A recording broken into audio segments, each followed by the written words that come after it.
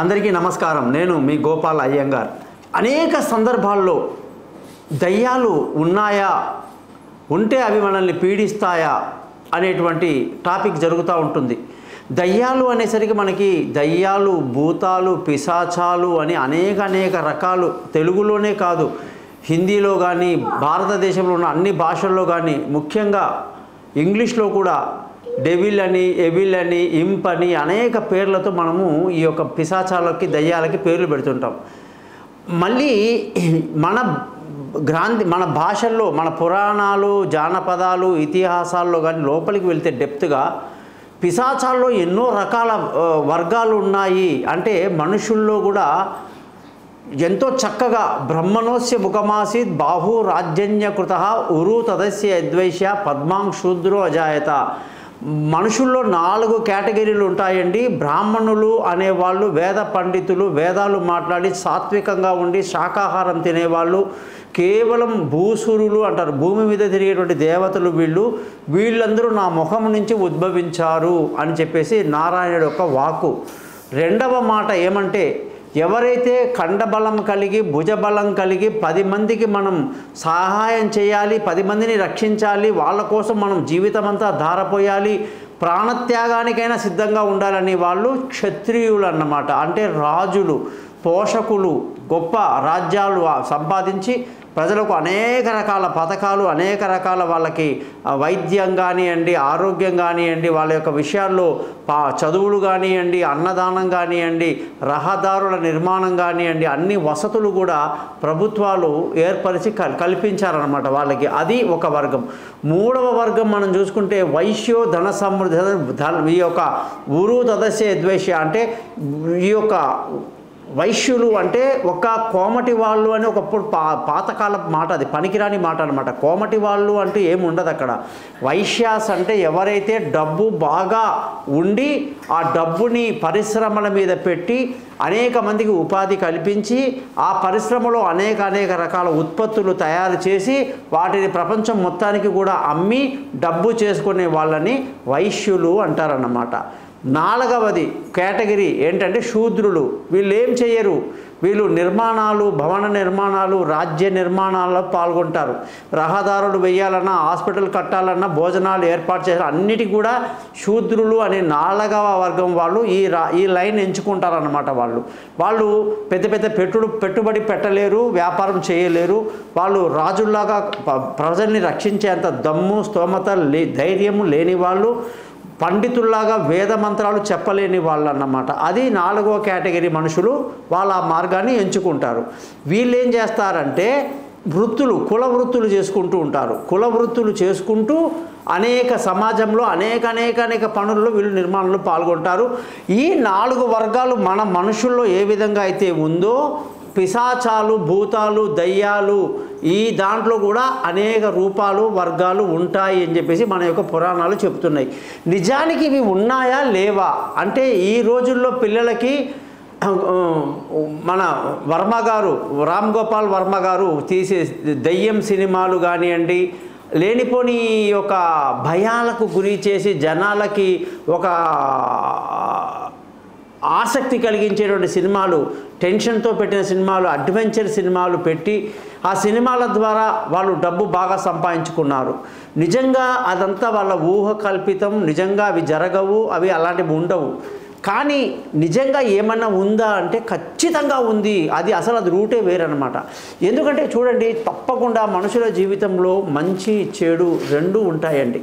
మంచి మాత్రమే ఉండాలి, చెడువే మనకు ఉండొద్దు అనేటువంటి ఆలోచన చేయకూడదు. ప్రతి మనిషికి కూడా ఈ భూమి మీద పుట్టిన రాముడైనా సరే, కృష్ణుడైనా సరే, ఏ దేవుళ్ళైనా సరే, మంచి రోజులు ఉన్నప్పుడు మంచి జరిగింది, చెడు రోజులు ఉన్నప్పుడు చాలా కష్టపడ్డారు వాళ్ళు.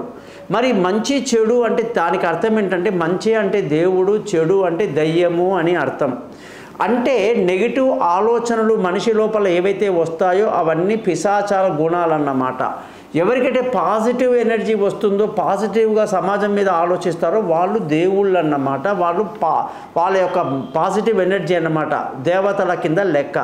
దేవతలకి రాక్షసులకి ఎప్పుడూ యుద్ధం అవుతూనే ఉంటుంది. ఈ విశ్వం పుట్టినప్పటి నుంచి మన పురాణాలు చెప్పేది అదే. అనేక మంది రాక్షసులు తయారవుతారు. వాళ్ళు దేవతల మీద యుద్ధానికి వెళ్తారు. మళ్ళీ యుద్ధంలో వాళ్ళు ఒక్కోసారి గెలుస్తారు. తర్వాత మహావిష్ణువు అనేక అవతారాల్లో వచ్చి ఆ రాక్షసుల్ని సంహరిస్తారు. మళ్ళీ ధర్మాన్ని నెలకొల్పి మంచిని నిలబెడతారు. ఈ విశ్వంలో ఉన్న రహస్యం ఏమంటే బాగా గుర్తుపెట్టుకోండి, మంచి గెలుస్తుంది, చెడు ఓడిపోతుంది. చెడు గెలిచినట్టుగా మనకు కనిపిస్తుంటుంది, కానీ నిజంగా చెడు అనేది గెలవదు. ఇప్పుడు జగన్మోహన్ రెడ్డి ఉన్నాడు, ఎంత చెడ్డ పేరు తెచ్చుకున్నాడు ఆయన. ఒక వర్గం వాళ్ళని తీసుకెళ్ళి ఒక రకం వాళ్ళకి ఎంకరేజ్ చేశాడు, కానీ మిగతా అనేక వర్గాలని ఆయన విస్మరించాడు. అనేక మంది ఆగ్రహానికి గురయ్యాడు. కొన్ని వర్గాలు మాత్రం ఆయన మీద సానుభూతితోని, అయ్యో మాకు కూర్చోబెట్టి డబ్బులు ఇచ్చావు కదా, కూర్చోబెట్టి ఉద్యోగాలు ఇచ్చావు కదా అని ఒక వర్గం వాళ్ళు ఉన్నారండి. వాళ్ళని తీసేస్తే జనరల్గా నెగిటివ్ పర్సనాలిటీ అన్నమాట. ఆయన బాగా నెగిటివ్ యాటిట్యూడ్ అన్నమాట. ప్రజలకి కేవలం హాని చేయడానికి వచ్చిన గవర్నమెంట్ అని చెప్పేసి ఆ గవర్నమెంట్ని చెప్పొచ్చు. అటువంటిది ఎన్ని రోజులు గెలుస్తుందండి, ఎన్ని రోజులు ఉంటుంది? వాళ్ళు చేసిన ఆగడాలు ఒకటా రెండా? అనేక దురాక్రమణలు చేశారు, అనేక ప్రజల డబ్బుని వేస్ట్ చేశారు. ఇవాళ ఒక్కొక్కటి తవ్వుతూ ఉంటే భయంగా ఉంటుంది. ఇటువంటి వ్యక్తి చేతిలో 5 సంవత్సరాలు ఎట్లా ఆంధ్ర ప్రజలు, ఆంధ్రప్రదేశ్ ఎట్లా నలిగిపోయింది, ఎంత వెనకబడిపోయింది అని. ఎందుకంటే స్వతహాగానే ఆంధ్ర ప్రజలంటే మహానుభావులు, మేధావులు, మంచి కష్టపడే వాళ్ళు, ఇంటెలిజెంటు, వాళ్ళ వృత్తుల్లో సిన్సియర్గా చేసుకొని జీవితంలో బాగా ఉండే వ్యక్తులు అనమాట. అటు ప్రపంచంలో, దేశంలో, భారతదేశంలో ఏ రాష్ట్రానికి లేని దుర్గతి ఈ రాష్ట్రానికి ఎందుకు పట్టింది అంటే ఒక పిశాచపు రాజ్యం ఏలిందన్నమాట. ఇప్పుడు అది ఎన్ని రోజులు ఆ రాజ్యాన్ని ఏలుతుంది? కొన్ని రోజులకు అది వెళ్ళిపోతుంది. మళ్ళీ ధర్మ సంస్థాపన జరుగుతుంది. వీళ్ళ దుర్మార్గం వల్ల తిరుమల లాంటి పెద్ద పెద్ద గుళ్ళల్లో కూడా అనేక మోసాలు, అన్యాయాలు జరిగాయి. ఇప్పుడు అవన్నీ వెళ్ళిపోయినాయి. ఎంతకాలం ఉంటుంది అధర్మం? పిశాచపు పరిపాలన కొన్ని రోజులే ఉంటుంది. తర్వాత దైవ గుణం బయటికి వచ్చి ఎప్పుడైతే ఆ యొక్క పిశాచాన్ని తొలగొచ్చేసి మళ్ళీ దైవత్వాన్ని స్థాపిస్తారన్నమాట. అట్లాగే నేను నా అనుభవంలో మీకు చెబుతున్నాను ఏంటంటే, నిజంగా పిశాచాలు ఉన్నాయి, దయ్యాలు ఉన్నాయి, భూతాలు ఉన్నాయి. ఈ యొక్క కేటగిరీస్లో కామంతో ఎప్పుడూ అలా విలవిల్లాడేటువంటి మనుషులు ఎప్పుడైతే చనిపోతారో, కామం కోసం ఆ యొక్క ప్రాబ్లంలో చనిపోయిన వాళ్ళు కామ పిశాచాలు అవుతారట. వాళ్ళు ఒక కేటగిరీ. అలాగే అనేక దుర్మార్గపు పనులు చేస్తూ, రౌడీజం చేస్తూ, ఒకరి చేత ఒకరు చంపబడి హత్య గాయించిన వాళ్ళందరూ ఒక కేటగిరీ రాక్షసాలు పీడిస్తుంటారనమాట వాళ్ళు జనాల్ని. ఇంకొక రాక్షసులు ఉంటారు కొందరు, వాళ్ళు ఏంటంటే మంచి కూడా ఉంటాయట. అందులో కూడా బ్రాహ్మణులాగా ఎలాగైతే ఒక కేటగిరీ ఉందో అందులో కూడా కేటగిరీ మంచి దయ్యాలు ఉంటాయి. సహాయం చేస్తాయి, బాధపడుతుంటాయి ఆ దయ్యాలు. అయ్యో భగవంతుడు ఇచ్చినటువంటి జీవితం మొత్తం పోయిందే, మంచిగా 100 ఏళ్ళు బతకాల్సిన మనిషి చాలా చిన్న వయసులో సూసైడ్ చేసుకున్నాను, హత్య చేయబడ్డాను, నా ఆత్మహత్య జరిగింది, నేను పై ఊర్ధలోకానికి వెళ్ళలేను, పై లోకానికి ఎక్కడికే వెళ్ళలేను, ఈ భూమండలం మీద నా ఆయుష్ ఉన్నంత వరకు నేను ఏ మర్రి చెట్టునో ఏ చింత చెట్టునో ఆధారంగా చేసుకుని బతకాలి అని అనుకుంటాయట. అవి బలంగా ఉన్నప్పుడు తప్పు చేసి బాగా పీడిస్తాయట. తమ కుటుంబంలో తమకు చేసిన అన్యాయానికి, పెద్దలు చేసిన అక్రమాలకి, మోసాలకి వాళ్ళని బాగా పీడిస్తూ ఉంటుందన్నమాట ఈ పిశాచాలు. పీడించి వాళ్ళని జీవితంలో పెళ్ళిళ్ళు కాకుండా, ఉద్యోగాలు లేకుండా, ఇంట్లో దరిద్రంగా అన్ని రకాల ఆపదలు, ప్రమాదాలు జరుగుతుంటాయట ఆ కుటుంబాలలో.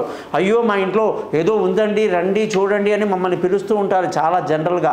ఎందుకు అంటే ఈ పిశాచాలు కుటుంబాల మీద పడి అలా వాళ్ళు చేసిన ద్రోహం వల్ల ఆత్మహత్యలు చేసుకున్న వాళ్ళు ఎంతోమంది, ఎన్నో రకాల పీడితులు, బాధితులు దయ్యాలై కూర్చుంటారు. ఎందుకంటే ఆత్మహత్య మహాపాపం. వాళ్ళు ఆ విధంగా ఆత్మహత్య చేసుకోకూడదు.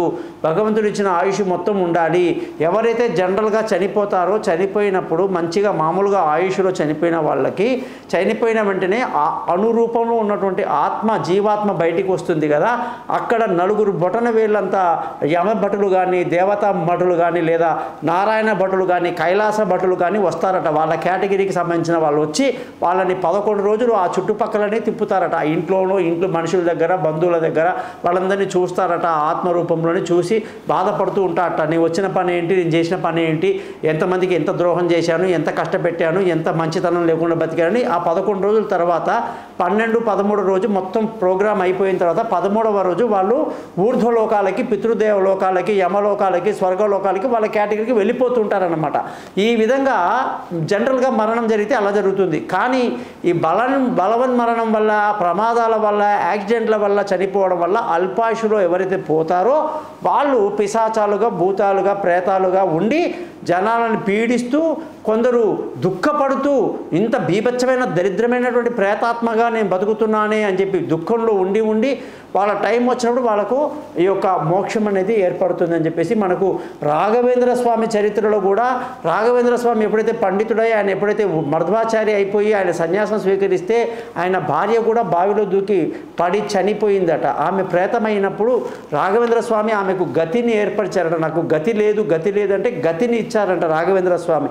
ఇలాంటివి చాలా అంటే లక్షల్లో ఉన్నాయి మనకి పిశాచాలు భూతాలు రావటం. నా జీవితంలో అయితే కొందరు చాలా నెగిటివ్ ఉన్నవాళ్ళు చిన్న వయసులో చనిపోయి నా యొక్క ఎదుగుదల చూడలేక నా మీద విపరీతమైనటువంటి ఈర్ష్య ద్వేషాలతో ఉండి నేను పడుకున్నప్పుడు నా మీద ఫ్యాన్ పడిపోయింది, పైన నుంచి సీలింగ్ ఫ్యాన్ ఇలా వచ్చి పడిపోయింది అనమాట. వాళ్ళు చనిపోయిన 10 రోజుల లోపలే జరిగింది అది. చాలా షాక్ అయిపోయాం మేమంతా. సడన్గా భగవంతుడు అక్కడ ఉండి మనల్ని ఏం చేస్తాడు, ఆ ఫ్యాన్ దగ్గర నుంచి పక్కకి లాగేశాడు. ఆ ఫ్యాన్ కింద పడింది. జనరల్గా అసలు ఆ ఫ్యాన్ పడే అవకాశమే లేదు జీవితంలో. అటువంటివి ఎన్నో జరిగినాయి అన్నమాట. ఒంటరిగా బండి మీద వెళ్తున్నప్పుడు తన ఏరియా మాత్రమే పెద్ద గాలి వచ్చి స్కూటర్తో సహా ఎగిరి పడ్డాడు మనిషి. ఆశ్చర్యపోయారు జనాలందరూ. అంటే అక్కడ వాళ్ళ చనిపోయిన ప్రేతాత్మ అల్లాడుతుందన్నమాట. ఎట్లాగైనా సరే వీడిని కూడా మనం ఏదైనా చేసేయాలన్నంత పగలో ఉంటారట. తర్వాత మెల్లగా మెల్లగా శాంతించి తమ ఒరిజినాలిటీ గుర్తుపెట్టుకొని తమకు దేహం లేదు అని బాధపడుతూ వాళ్ళు మళ్ళీ ఊరవతల వెళ్ళి ఉంటారట. కాబట్టి అనేక రకాలుగా ఈ విషయాల్లో మీద ఏదైనా సందేహాలు ఉంటే నన్ను కాంటాక్ట్ చేయండి. నేను మీతో చర్చిస్తాను, డిస్కస్ చేస్తాను. నమస్కారం గోపాలయ్య గారు.